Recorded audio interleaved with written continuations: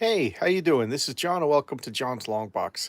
Today, this is Sunday Comics. We're gonna check out Jack Kirby's The Demon. Man, I'm a little sleepy today. I stayed up way too late again last night. I discovered a show called Kevin Can F Himself. I saw the title a couple of months ago, and I said I'm not watching the show. But I saw it was Annie Murphy, the one who played Alexa from Schitt's Creek, and I really enjoyed Schitt's Creek. So I was like, I'm gonna check out this show, and I was hooked. I was hooked. I'm not telling you what it's about. Go check it out on your own. And I don't want to be the guy to give you spoilers. I ended up calling my wife downstairs and restarting it. We watched it again. The first two episodes. I watched 6 episodes. I never binged watch anything, but last night I binged watched the Kevin Kid. It was a schizophrenic evening because we watched, my wife and I. Hey, that this is a Jack Kirby comic. It was a schizophrenic evening because my wife and I have been watching The Chosen. The Chosen. It's a a show about the life of Jesus. Excellent. I'm really enjoying it. I'm not very religious, but I went to a Catholic school, and so far, I think the Chosen is excellent. I do like that they kind of have the apostles and Jesus kind of like joking and acting like friends, whatever. But other people are saying that it's blasphemous, but I'm enjoying that show. And then I said, "Come, watch this." We watched Kevin Can F Himself. So two extreme sides of the equation last night. All right, so I'm lubricating my brain. Get some coffee in there. Get the old noggin flowing. Kind of stalling just a little bit. We got two people in here. Two thumbs up already. All right, cool.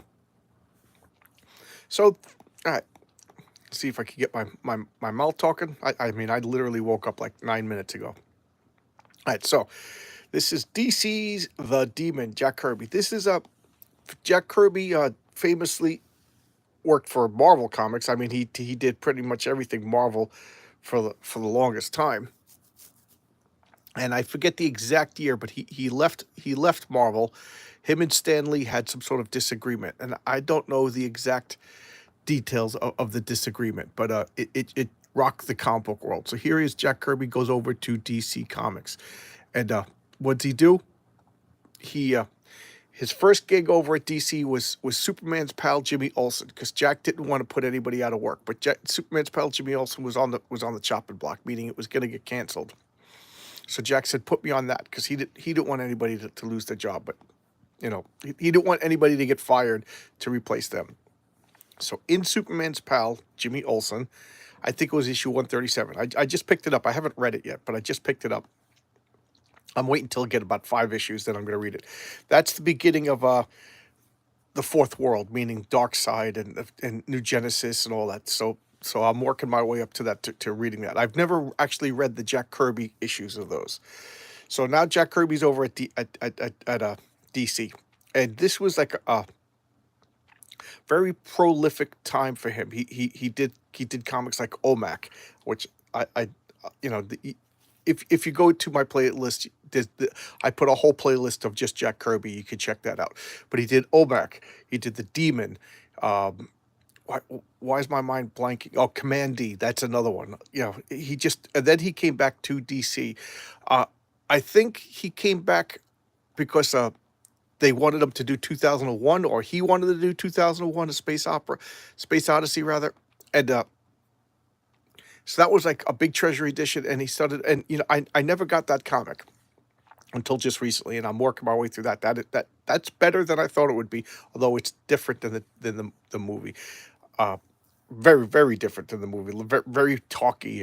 If you remember 2001, it wasn't a lot of talking. So anyway, I'm kind of just stalling until people show up. But this is one of Jack Kirby's creations during that period, the DC period. So this came out in 1972, and I forget exactly how many issues it lasted, but it didn't last that long. Unfortunately, none of Kirby's comics lasted that long at this period. And then when he went, geez, got something in my mouth, my mustache hair. And then Jack Kirby went over to Marvel. and it repeated the same thing. He did a whole bunch of comics, the Eternals, uh, Black Panther, uh, why can't I 2001, and there's oh, Devil Dinosaur and Moon Boy. So he just had comics exploding out of him at this period, but not a lot of them had staying power. This is one of the lasting things that Jack did at this in this period. Okay, so let's check this out. Look at this cover. The Demon, 20 cents. Number one, September 1970. I just remember it was 1972, but I love this cover. You got this yellow and red horrible vision just jumping off a castle into pitchforks and everything. And what I just gotta take another sip of coffee, guys. Forgive me. I picked this comic. It's funny that I picked this comic because the past 2 weeks, ever since I did that discussion with Brian Bow of Wolf and Batsy fame, he recommended some Hammer films for me to watch. Hammer being the 60s and 70s horror movie studio. Now I watched those movies as a kid, but I watched them on like I don't know, regular TV Sunday after church. Me and my dad would watch Christopher Lee as Dracula or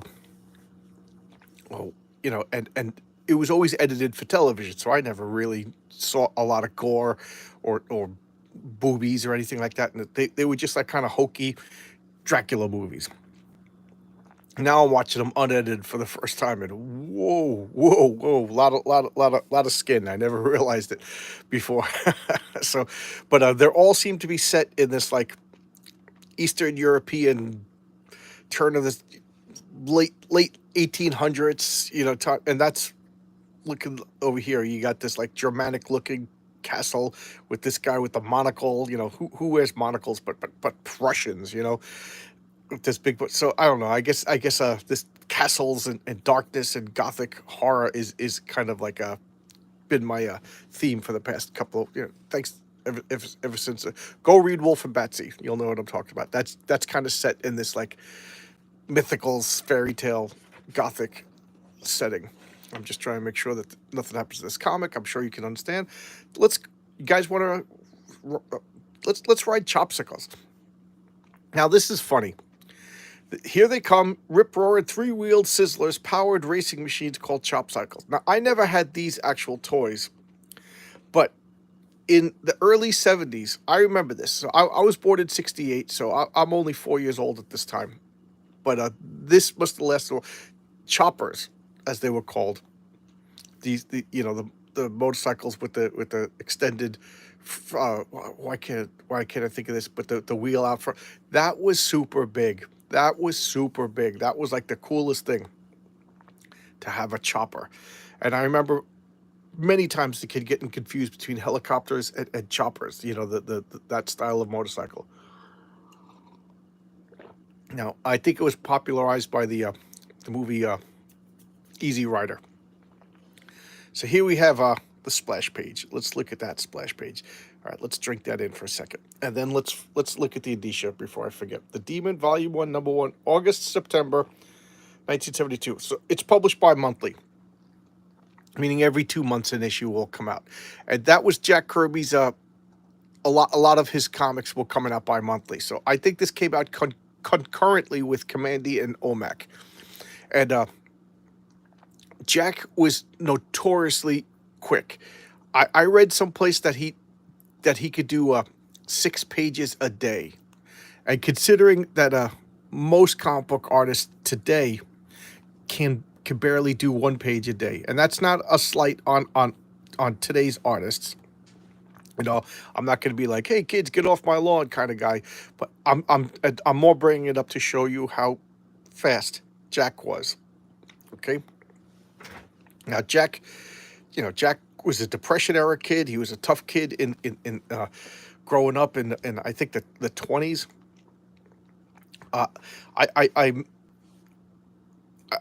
The more I know about Jack Kirby, the more I'm in awe of him. This guy needs to have a movie. Let's all chip in and make a Jack Kirby biopic. But he was a tough guy. He was in a street gang in Delancey Street in Manhattan. And at the risk of getting political again, I just love how like these Antifa jerks are claiming Jack Kirby as one of their own. He was anti-fascist. He fought Nazis. Yeah, he fought actual bad guys. He didn't fight people just trying to go to work. He didn't stop Ben Shapiro from, a 4'11" midget from giving a speech. Jack Kirby would have hated Antifa. Jack Kirby hated communists. Uh, he hated, everybody hated the Nazis, but Antifa once applauds for hating the Nazis. But anyway, I'm getting distracted and I'm going more into politics than I wanted to. All right, so let's look at this wonderful splash page. Look at the border over here. Now every page, every millimeter of this page is covered in wonderful artwork. We got these fires over here, and I love the smoke. For some reason, one of my favorite things about Jack Kirby, one of many millions things about Jack Kirby is I love the way he draws fire. I mean, it makes so much sense now. This is just like, but do you ever look at a log in a fireplace? How there's just like billowing smoke and everything, and I don't think anybody else besides Jack has really captured that part of fire the way Jack does. Like, I don't know. It's just really cool. So here we got Merlin over here, the classical stereotypical wizard. Just I don't know what the word is. Going over a book. So what does he say? The evil ones are at the gates, but they shall not take that. Oh yeah, okay. So that's why the fire is looking like this, because the castle's on fire. It's not like this is a controlled fire of incense or anything. All right. So here we go.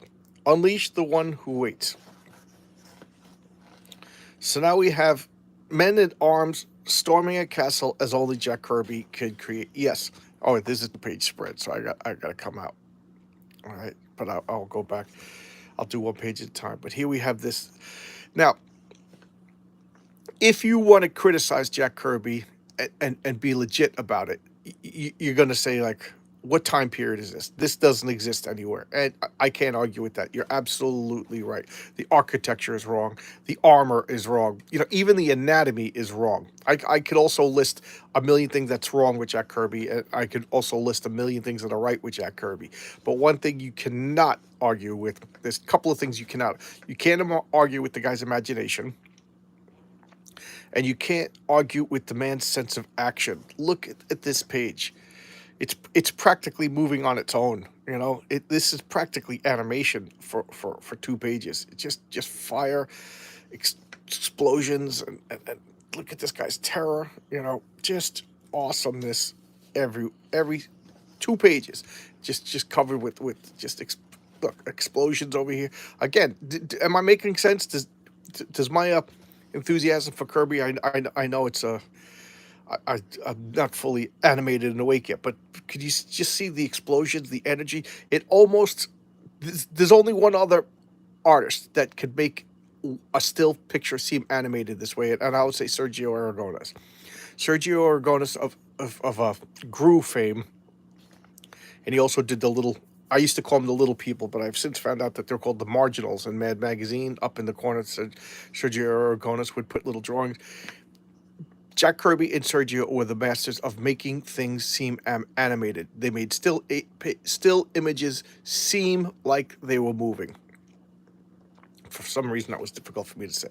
So, just look at this page again. So here we have Morgana Le Fay, and for a rare time, I'm going to say I don't like the way this looks. There you go. You see I'm criticizing Jack Kirby, and who the hell am I? But I just never liked this particular look for Morgana Le Fay. I guess I'll tell you this weird little story. When I was a kid, I couldn't read. Okay, I haven't told this story in a long time, so now we got a lot of new subscribers. So I'll tell this story. When I was a kid, I couldn't read. Like most of us, it's a skill you got to learn. But I wasn't interested in reading. So. Come along to about 3rd grade. So 3rd grade, I was in the bottom reading group. Okay, I remember my teacher, Mrs. Sosha. She was a weird lady. Every once in a while, she would come into school with a blonde wig on. She had brown hair, and every once in a while, she would come in with a blonde wig and I used to call them cat glasses, but I don't know what they're really called. But like little pointy glasses, and she would pretend that she was a substitute teacher, and she would act all weird and mean. I don't know, and that's besides the point. But she had four reading groups. The owls were the best, and I always joke around and say that my group was called the dodo birds. And whenever I tell the story, I always say that the we used to meet in the locker in the basement next to the boiler, and we sat on bucket. But that's not the truth. We had four reading groups, and I couldn't read. There was a kid, Jordan, no last names, and Jordan couldn't pull up his pants. He would go to the bathroom, and he would come out of the bathroom with his thing flapping into the breeze, his underwear down, his pants down, and he would say, "Wipe my hiney." This is third grade, and poor Mrs. Sosha had to go wipe. We had a bathroom in the classroom. Or worse, maybe he was walking down the hallway. Maybe. So this kid was in my reading group, and I knew I was stupid. Okay, there's no other way to explain it. All the smart kids were in the owls, and I couldn't read. So now I made friends with Carl and Sean. So for the first time, I'm hanging out with kids that like to read. Now, I always looked at it like this: when you're home at your house, you're not doing math problems, so why would you be reading? Reading was a school activity. I'm just gonna close the book for a second. We'll look at the cover. So what, you know what I mean? That's how I looked at reading. Reading was a school activity, but Sean and Carl, they would read comic books. They read Marvels, they read DCs, they read anything they could get their hands on. And of course, I'm hanging out. Peer pressure could be a good thing. So I'm reading these comics. So I've always was exposed to comics, but I couldn't read them. My older brother once in a while would pick up comics. So there was always comics in my house, but I couldn't read them. I'd look at the pictures or whatever. So now I'm looking at the pictures with them, and they're talking about the story. They're talking about that power. And I didn't know who, I knew who Spider-Man was. I knew who Superman was. I knew who the Flash was. But I didn't know, like, all the background characters and, the bad guys' names and their powers. But these guys knew everything. And, so I started to get peer pressured into reading these comics. And, at first I couldn't understand. They would discuss things, and I was like, oh, "What are they talking about?" And then later on, I'd start to get the gist. I'm sounding things out, starting to read. By the end of third grade, I got promoted into the Owl reading group. And I owe it all to comics. Comics were the first books that I started to enjoy reading. Reading wasn't just doing math problems, at home. Reading became a pleasurable thing. And at the time, it was Micronauts. Micronauts was really important. I mean, we would like with bated breath, waiting for the next issue of Micronauts, and we would discuss it, as if it was like Shakespearean literature, as if we would study it. So there you go. There's a story I haven't told in a while. Hope but I think there's probably other is in this group. There's 5 people watch right now. I bet you there's one of you guys who have the same exact story that you didn't read. Why would you read? Reading was a difficult chore that you did for school. And now for the first time ever, I discovered something that was actually pleasant to read. So there you go. There's my comic books taught me how to read story. So here we got Morgan Le Fay. Oh, so why did I tell that story? So now that was third grade. So let's get to fifth grade. Now in fifth grade, I'm reading. I'm full on reading. We had this hardcover book, Le Morte d'Arthur by Thomas Mallory in the library, and it was huge. And I'm talking like a Bible, or as my friend used to say, a roach crushing book, a big hardcover book. And I used to check it out of the library, and then we would have it for like a week, and I would recheck it. And I used to furiously copy down the notes. I tell you now, I look back at myself. And I don't like when people do this, but I'm gonna do it. I'm self-diagnosing. I'm looking back. I think I had like autistic tendencies. I'm not saying it, that I am. I was never diagnosed. Keep in mind, this is 1973, 1974. That kind of stuff wasn't too big unless it was like super obvious. And I would furiously write down notes. And I used to take all these index cards. And when one of them got, both sides, every space was filled up, I'd stick the index card in my chest pocket. My breast pocket rather, and I would take out another one, and I would write down the names of the knights and what they were, whether they were a knight of renown, or a knight of quality, what their purview was, things like that.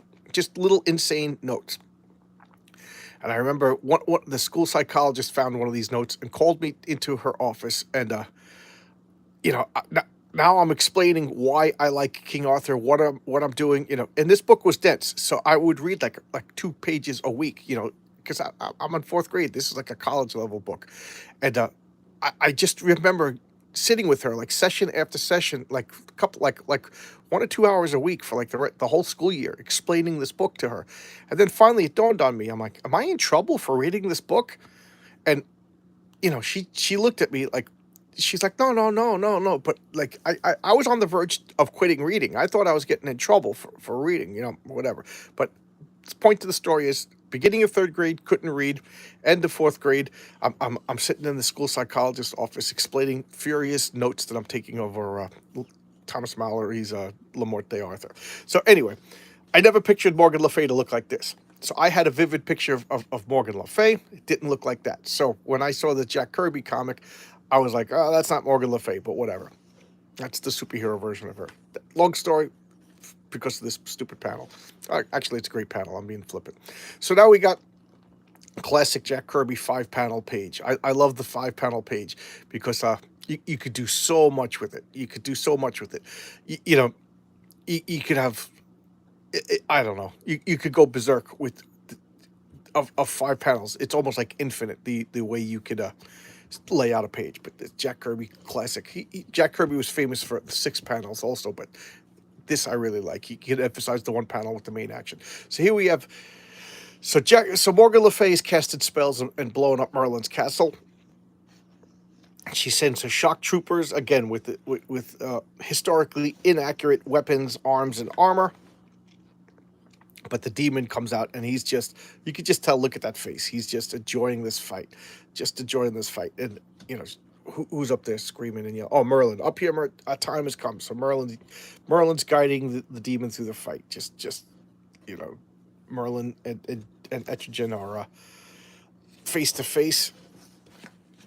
I look at this panel. He's casting spells and ordering the demon around. He's guarding the Eternity Book. And Morgan Le Fay, what is she? She wants the Eternity Book. That's the MacGuffin. Explosions over here. Morgan Le Fay's casting spells. Etrigan's going off, and he transforms. What's happening? My body's leaving. They say it turned into a man and strode off, never having ceased. So originally, demon Etrigan was the true form, and then Merlin cast a spell to turn him into Jason Blood. So Jason Blood didn't exist. It was later retconned that Jason Blood's memories were wiped, and he was, that the demon was bound to Jason Blood to tame the demon. But originally it was the demon was transformed into Jason Blood to disguise the demon, to keep the demon in disguise, and therefore the Eternity Book would be hidden. There you go. I don't know which one I like better. I'm gonna go with the creator's version, because that's the way I am. So here, A Midnight Classic by Jack Kirby with inks of darkness by Mike Royer, and now we have this little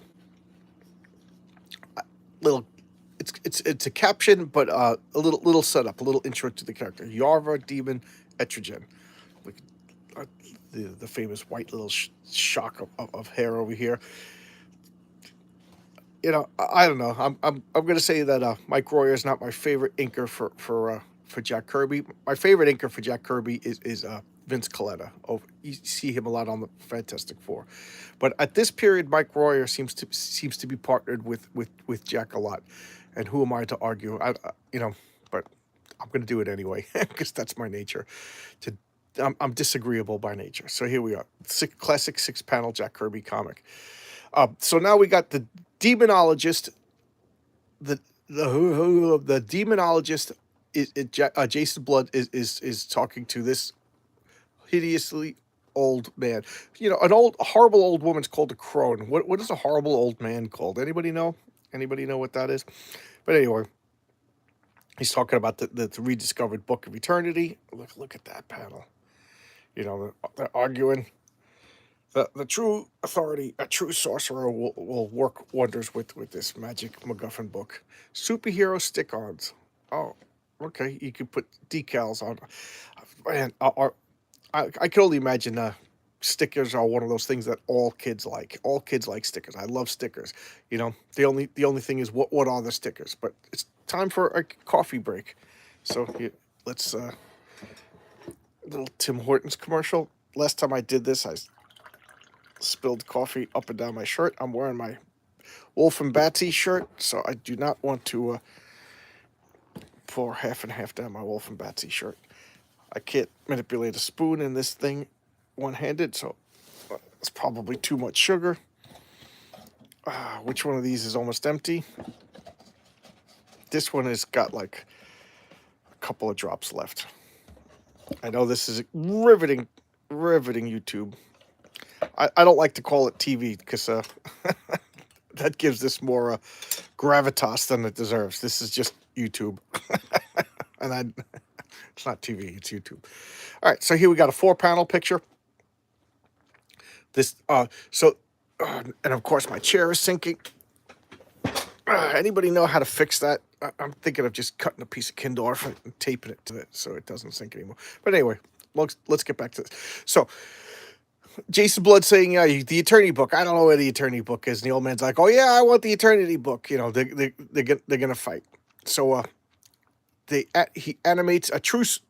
He's showing that he deserves the Eternity book. He's a true sorcerer. He animates this suit of armor that's attacking Jason Blood. So just look at this. Just goes to smash into him. It goes to sock him. He's got a sword over here. You can see the sword. Jason's ducking. It's just wrecking havoc all over the place. So he pulls a shield off the wall, and he's using the shield to stop the sword. Oh man, that's like a perfect cup of coffee. I guess I put in the right amount of sugar. So here he is. The sword's getting impaled into the shield. He's putting fire into its face.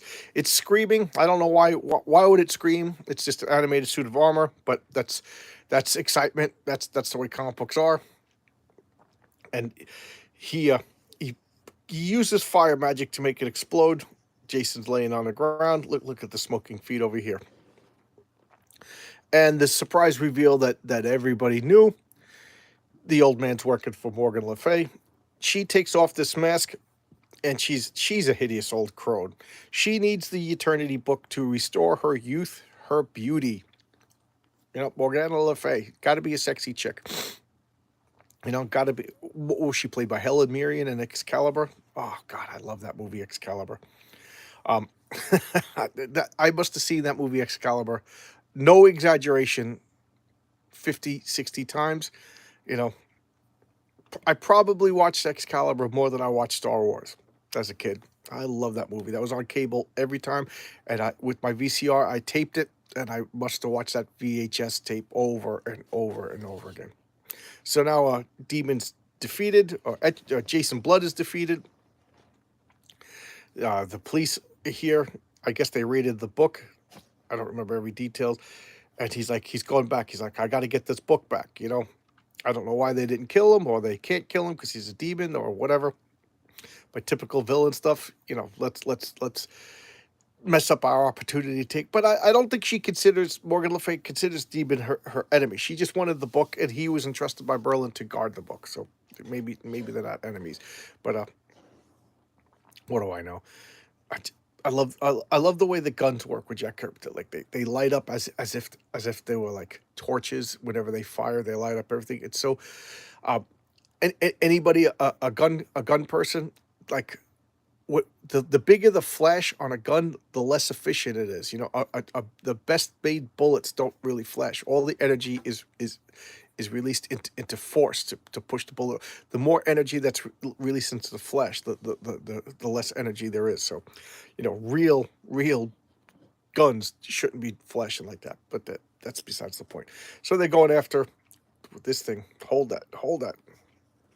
Big headed, cool looking golem. I have difficulty changing the page. So now we enter into the modern day. Here's Jason Blood in a really weird outfit. And he's fighting Radu. So here we have the cast of characters that are going to be in the rest of the series. We got Radu, his Indian friend, Henry, who in a bizarre set of circumstances. I'm just laughing. He becomes a pillow. Yes, you heard that right. He becomes a pillow later on in the third volume, written by Garth Ennis and drawn by John McCrae, the same team that did Hitman.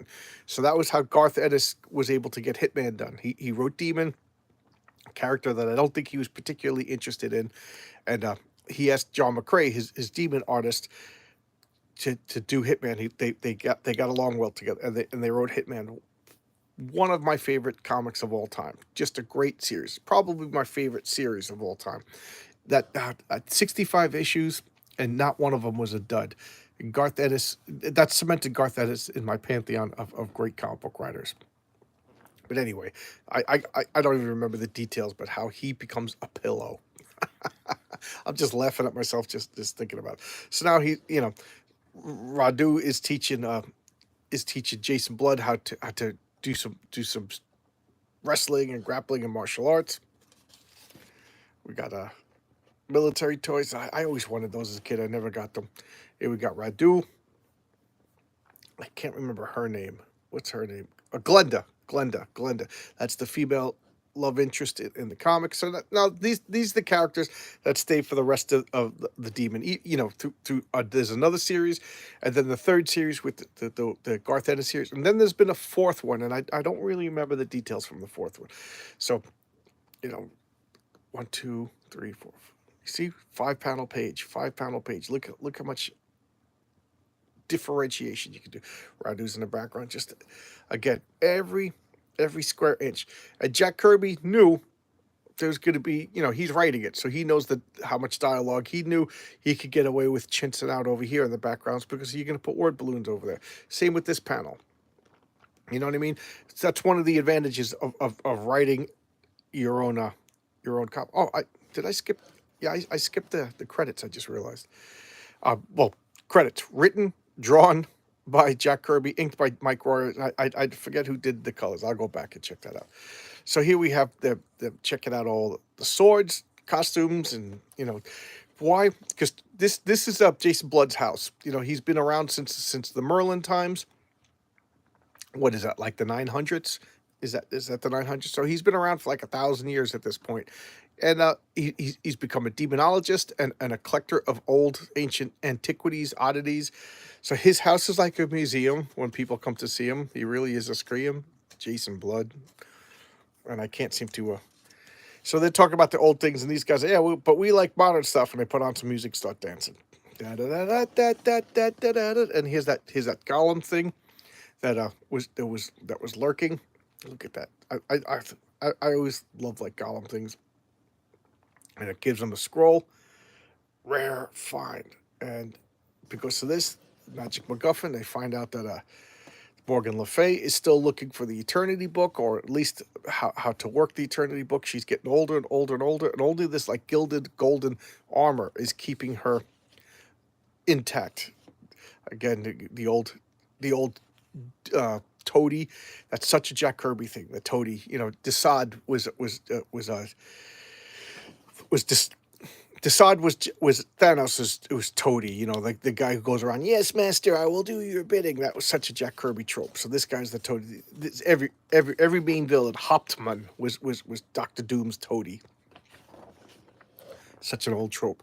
And running through this, I love how these villages, these Eastern European villages in Jack Kirby comics, are set in the modern times, but they're also behind like this veil of time. So like they ride horseback through the villages. Meanwhile, it's the modern world. They fluctuate. Like you cross the borders into these. This is Moldavia, a real sounding but fake country. And I forget. I wonder if that's the same name that they use for Geoforce. He's the prince of an imaginary place in DC Comics. I think it's the same fake sounding, the real sounding but fake country of Moldavia. And once you cross the borders into Moldavia, you're in like Hammer film location. Castles, cobblestone streets. People ride horseback. The women are these beer house wenches. I would love to live there. After watching Hammer films, Just look how every girl in the background is this beautiful, buxom beer house girl. Oh man, it would be awesome to live there. But but I'm a married man and I live in New York. So here we got another 5 panel page. Oh, you should see the horse running around. This guy's just disregarding everybody. Not gonna. And what is that called? A bident, a fork that just stabbing Jack Kirby. Jason Blood is avoiding, and his golem creature is beating everybody up for him. And notice, he's not the demon again. Again, I must stress, at this point, Jason Blood is the false identity. He's a simulacrum. He's not a real being. Later on, it gets retconned in I think 0 Hour. He's going through all this. This is just horrible. He's going through this magic quest, and he's in this old chamber, and I love this. These stone hands that are like braziers, is that the right word? Flame coming out of them, and then this big rock with these glyphs on it. Just like I said, nobody has a better imagination of Jack Kirby. You could argue his anatomy. You don't even argue. It's true. His anatomy is off. His accuracy is off. His historical accuracy is off. It never bothered me in Asgard over at Marvel Comics because it's not real. It's fairy tale. It's the gods. So it could be off. Even Walt Simonson, who based a lot of his comics in Marvel's Asgard, as cool and Viking-esque looking as the art was, it was off. That's not the way it really looked, but it didn't matter. It was so cool. So now he's making his way. He gets to these stone gargoyles, and his true form is like erased by Morgan Le Fay is like releasing the binding magic that's making him pretend to be human and releasing the demon. Why? Because she needs information that only the demon has, and now she's gonna beat it out of him. Bright bath of fire, the demon. Just awesome. Just awesome. Time to build. So this is Jack Kirby talking about this particular period in his career. And I like that. He has a beef with Stan Lee. I don't know the exact details. I've heard one guy say this and one guy say that. So I'm not going to repeat. I don't want to speak ill of the dead. But a lot of people seem to have had a problem with Stan Lee. Stan Lee was a glory hound. There's no way to describe it. Stan Lee was a glory hound. He liked the spotlight. He liked the accolades. I mean, I imagine Jack Kirby probably liked the accolades too, But Stan Lee's was an imagination machine. Meaning, ideas were just pouring out of his head like water out of a sieve. And but Stan Lee's other main power was his charisma and his ability to be like a used car salesman. He sold Marvel Comics. He sold himself, and he was kind of like a huckster. And I'm a little bit more generous to Stan Lee than maybe he deserves or he should get. But I have a huge fondness for the guy, so I don't want to say anything bad about it. But I do think that he would nod and wink, like he knew that he was taking credit for stuff that he shouldn't have taken credit for. Yay! Hey, Mac Williams. I just talked about this ad in my last showcase, so I'm not going to go over it. But so he knew that he was taking credit for stuff that he shouldn't take credit. And I think he knew that you knew that you weren't supposed to believe him. It was all like an act, like a circus barker. We got the most beautiful women in the world. We got that, and that was his job, to sell Marvel Comics, to sell the company, to sell the product. And part of that was like, yeah, buy this. This is the greatest washing machine in the world. This is the greatest. Whatever Stan Lee was touching was the greatest in the world, and that was part of the act. And he was smart enough to he knew that you were smart enough to be in on the joke. That's my interpretation of Stan Lee.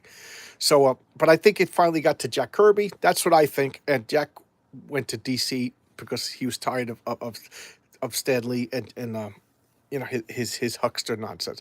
And then Stan Lee created the Funky Flashman. Was his creation that was kind of like goofing on Stan Lee, like a shyster, used car salesman kind of character.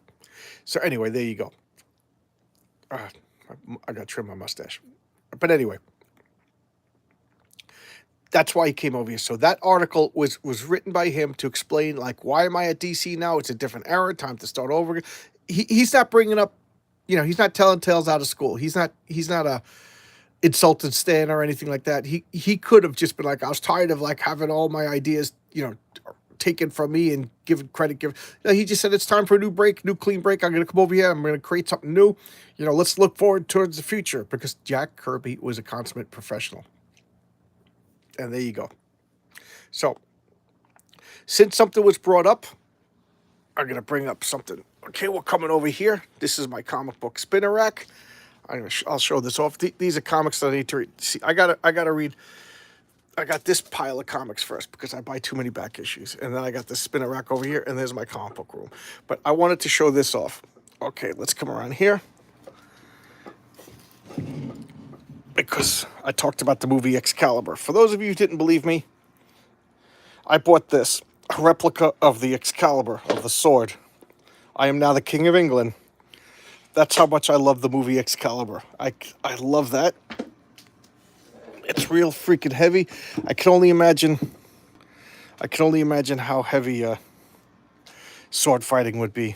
Here's my Odin spear, my Thor hammer. It was an awesome movie. Yes, Excalibur, the 80s Excalibur, the John Borman film, is one of my favorite movies. It's hokey. It's cheesy. It's set in... I like that sword. Thank you, Abrax. Yeah, I love that sword. I love that sword. I bought that years ago. I just love that sword. Was that Starro behind you? Yes, it was Starro. I love Starro. There's Starro over there next to my Infinity Gauntlet, next to my Klingon Disruptor, next to my Cthulhu, my Enterprise, Planet Krypton. I just got I'm a nut job. What do you want me to say? So there you go. There's 45 minutes talking about a demon Etrigan. I got 5 people. I don't know what else to say, so let's brainstorm. You guys want to ask questions? I'll wind it down when you guys get tired of hearing me. I had it on VHS and watched it. Oh, yes. Excellent. Nerdadice. Yes, this is Nerdadice. Yes. I'm not even joking. At one point in my childhood, not anymore because my brain is bad, I was able to recite that movie while watching that movie. I watched it over and over and over again. The John Borman film. Oh God, that was awesome. Anything else? All right, I guess I'll wind it down. I usually try to talk for an hour, but I got nothing else to say. This Wednesday at 7 p.m., I'm going to talk with Martina Marcoda about Lady Alchemy.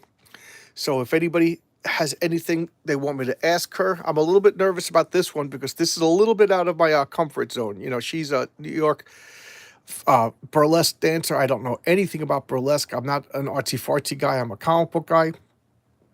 So I don't know how well this is going to go. So you guys want to help me out with questions or anything like that to keep the conversation flowing? Because I'm a you know how I am in my my videos. I just put the word out for anybody who wants to talk comics, and she has a comic called Lady Alchemy.